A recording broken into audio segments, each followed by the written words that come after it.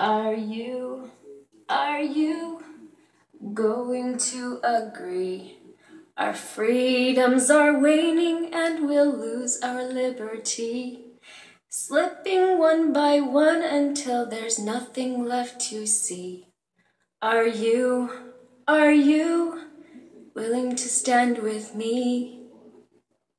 Are you just going to let it be?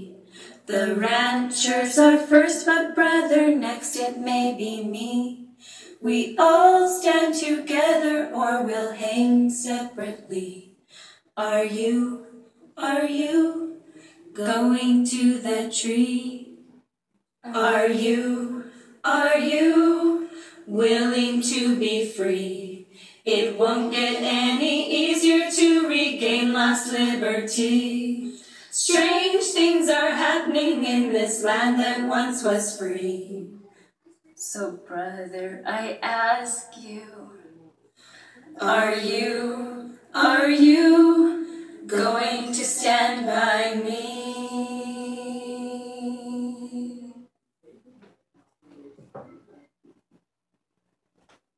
All right, there we go. Okay, where did we leave off? Oh yeah, what brought me back? About a year ago, a little over a year ago, an incident occurred. I'm not sure how much I can go into it because of confidentiality, but an incident occurred that is a matter of public record, so I know I can share this. That my sister, who has some mental problems, she was born with fetal alcohol syndrome. She started down the road of addiction, and she felt the need to use drugs in front of her kids. So instead of doing like a lot of parents do, just doing it and not worrying about it, my sister cared enough about her kids to call health and welfare and tell them that her feelings, that she felt like doing drug in front of her kids and that they needed to take them because she didn't think she was fit to care for them anymore. Well, they went into the system. Took me 20 phone calls and all over the city to find out where they were at. But when I did, I went to the office and I attempted to get them. Well, just because of circumstances, I'm kind of a broke guy. I got 9 kids myself, ranging from 1 to 15. And I was worried a bit. It was really close to Christmas. I'm sure everybody feels the pinch at Christmas, but I was feeling it especially. And then, so I went and I said I wasn't sure if I could financially take care of them or not. Well, instead of offering me assistance to help me somehow to be able to make it so that the kids could stay with family, instead they decided that they wanted what they call fast track, or you have to be a licensed foster care parent to be able to take your own family in, which I'm not neither here nor there on that, but I can see a need for it. But anyways, we did what we were supposed to do, but we weren't fast tracked by their own words. Okay, so and I'm not sure how much I can share because of confidentiality stuff. I don't want to get myself in trouble. This is a public video. But we immediately began visits with my nieces and nephew. They were here every weekend. You know, everything seemed to be going fine until one of them mentioned some things that I wasn't too comfortable with. We'll just put it that way. And I attempted to contact a caseworker to possibly investigate these claims or these stories that I was being told. Her kids do tend to make stuff up sometimes for attention, so I wanted to do my due diligence and not make a big deal out of something that wasn't. She said she'd make a few phone calls, but there was nothing for me to worry about, and that I didn't need to worry about it. So I kept trying to contact her for over 2 weeks, and that didn't work, so I went in, and I was kind of emotional, but I wanted to be taken seriously, and I didn't understand the whole process of that you call like a 411 number or something like that to report abuse. I didn't understand that whole process, and I didn't know if I wanted that whole thing to go on because I wasn't sure if they were where the stories were coming from. But anyways, they did an investigation where the guy left the state that was subject to the investigation. The caseworker didn't meet my satisfactions, let's just say. Didn't appreciate the way I was treated, or my family treated. So their answer to me making allegations was to strip us of visits. We didn't have visits with the kids for quite a while, with some lies that she made up to follow the investigation. At first, after they wanted to make sure we weren't coaching, so 10 days after the claim was filed, or the allegation was filed, there you go, we couldn't see the kids, which was fine. I understand they want to make sure they get the true story and that there's no coaching going on like I would coach them. But anyways, and if I would have, there would have been a heck of a lot more detail than what they were telling me. But anyways, I'd never do that. But they accused me of that. And actually my daughter, at the time she was 14 years old, that we were convincing them to say this stuff. Why? I don't know. But anyways, we fought and we fought, and we got an attorney, which hasn't really done a lot for us. But so I decided what I was going to do is I was going to investigate it. I've had a few incidences with the law where I was able to investigate the law and find out they were wrong. I should not have been charged with that charge. That they were making stuff up. They were twisting the facts to make their case, and it was wrong. Okay, so I decided to try to attack this the same way. And boy, the CPS is evil, man, evil. Now, I'm not saying everybody in it's evil. There's a lot of good people in there. And actually, when this dealings with it, it's just been one that's been the main problem. The rest of them, our caseworker, the foster care classes you take, they called that Pride classes. Both of them loved us, actually said something to the effect of wise beyond his years, wish that we could have recorded some of the conversations for later use. Another one, great input, loved you sharing in class. My situation with the foster parents and stuff, and the trauma I went through being in foster care, and how the other foster parents that are in the class can deal with this. Anyways, I started getting on YouTube. I never knew anything. I knew about YouTube, but I didn't really, I don't know, just, I had other stuff to do. But anyways, so I started getting on it first with my wife's account or whatnot, and checking this stuff out. Well, it scared me, and I did find some things that I am gonna use, but basically I found that there is no oversight when it comes to this. This one caseworker has the power.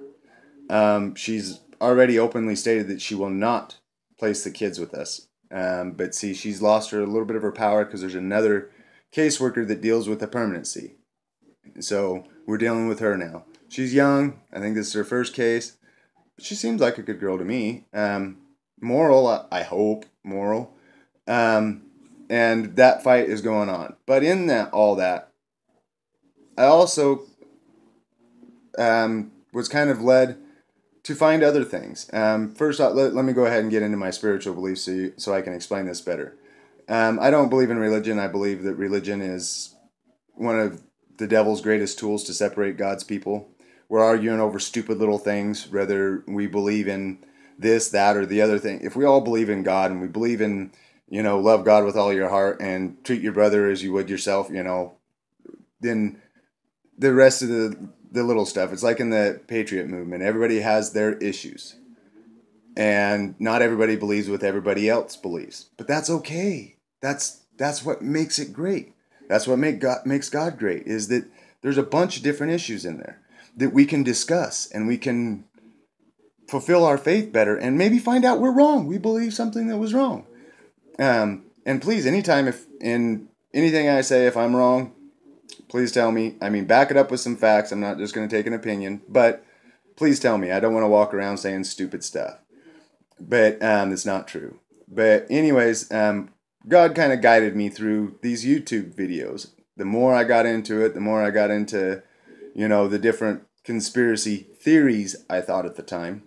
And, Waco, Ruby Ridge, 9/11, the Oklahoma City bombing, all that stuff. And I started to investigate it more and more, and just it was overwhelming, quite overwhelming. Since JFK, when I was a kid, I never really got into any conspiracy theories. Okay, but all this was very overwhelming for me, and I was wondering why I was being sent this way. I mean, because it was just random videos that I'd watch. Okay, well, anyways, it led me to quite a few videos, and it raised emotion in me, and I wanted to do something because I know that I have ability. I don't know where my ability is best used, but I know that I have an ability to talk a lot. But anyways, and I wanted to try to step up somehow, but I didn't know how. So I've done a few things with the right to travel. I'm actually fighting a case right now with that, and another case that I'm the victim in. But anyways, we won't go into that right now. But anyways, so I started looking at this stuff and started thinking, what can I do? These protests, a lot of these protests are really financially out of my reach. I mean, I got a decent truck that's way better than what I deserve. And it gets decent gas mileage, but $50 can make and break us sometimes from month to month. So anyways, I got onto a video. Pete Santilli. And it was one of his old videos, but he was yelling and screaming about, patriots, get off your asses and do something. Get out there. I don't care what you do. Get out there. Boots on the ground. Do something. Well, the Burns thing came up. And I thought, well, this is a good stand to make. So I went up for the protest. Okay. Me and my 14-year-old daughter went up there for the protest. And my brother. And, my brother, he's been more awake and he's been more in this fight than I have been. And other people in my life have been too, but I would put them off. I wouldn't, when they bring this stuff up, I was just, yeah, whatever, go into all that. And so they just kind of stopped talking to me about it. And then when I started talking about it, they're like, oh, hey, look, Robert, here, let me show you this. Let me show you that. And they started showing me paperwork from FBI experts. These guys aren't just some crackpots. These guys are experts. They were employed by the FBI. They were employed by these people, ATF. These guys are whistleblowers. And why would they lie? I mean, they lost their job over telling the story. So why would they do it just to lose their job? To be discredited, to be called a fool, to be called a conspiracy theorist? I don't think so. So I started believing it more. So we made a determination. We were going to go to Burns. Me, my brother, and my daughter. And I loaded up my truck, put up these flags. When I say that they're battle flags, it's because they were in Burns, buddy. Both of those running on the back of my truck the whole time I was there.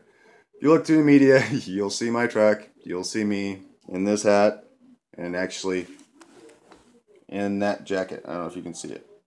But anyways, and I didn't want any media attention though, because I had this custody thing going on with my sister's kids, and they're having a problem because I already have 6 kids.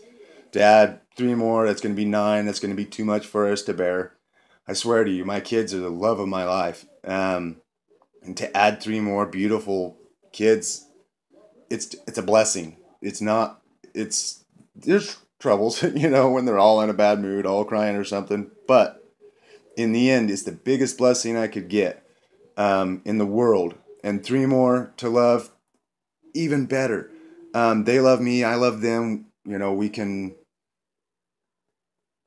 We can make each other happy, and we do. I mean, they're the wonderful little kids. I mean, my sister, for all of her problems, she did pretty good with those 3. I mean, they have their problems, don't get me wrong, but they're really good kids. They really are. Sometimes I wonder if they're better than my kids. I'll tell you, they say please and thank you a lot more than my kids. But anyways, my time's about up. And I think I was rambling a little bit of this video. I'm going to look back at it and see if I'm rambling too much. I tend to do that. See ya.